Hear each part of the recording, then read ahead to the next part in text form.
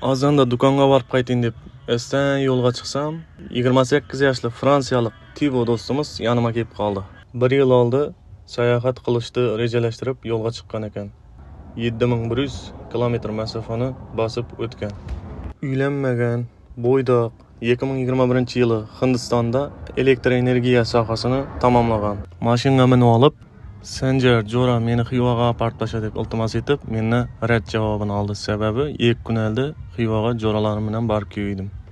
Tibo do'stimiz menga o'zi haqida, o'qishi haqida, hayoti haqida, oilasi haqida va velikda sayohatga chiqqani haqida ko'p ma'lumotlar aytib berdi. Sizlarga hozir qisqacha aytib o'taman.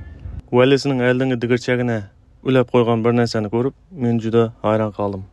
Fransiyadan 1 yil oldi sayohatga chiqqan bo'lsa, hech bir mehmonxonada, hech bir uyda telefonni zaryadga qo'ymagan. Sababi shu valisini ulab qo'ygan narsa bo'yicha telefonlarni zaryadga qo'yib kelgan, liboy narsaga to'q bera oladi ekan. Valisining rolini qarasak, trishina bergan ekan. Men bunga Mang'itdagi Hasan Husan aka, Jasur akalarga borib uzattirib bering desam, yo'q, Buxorogacha polni yetib olaman. Buxoroda polni bir qator valimni remontdan chiqarib, yana yo'limda davom etaman deydi.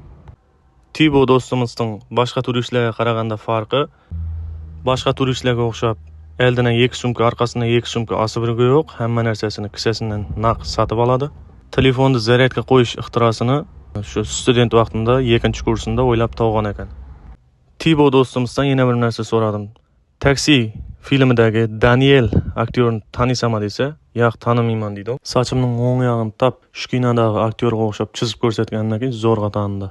Jorj va Louis do'stimizga o'xshab bunam Xorazm viloyati Xivaga qarab kuzatib qo'ydik va yo'llarni davom ettirib ketdi.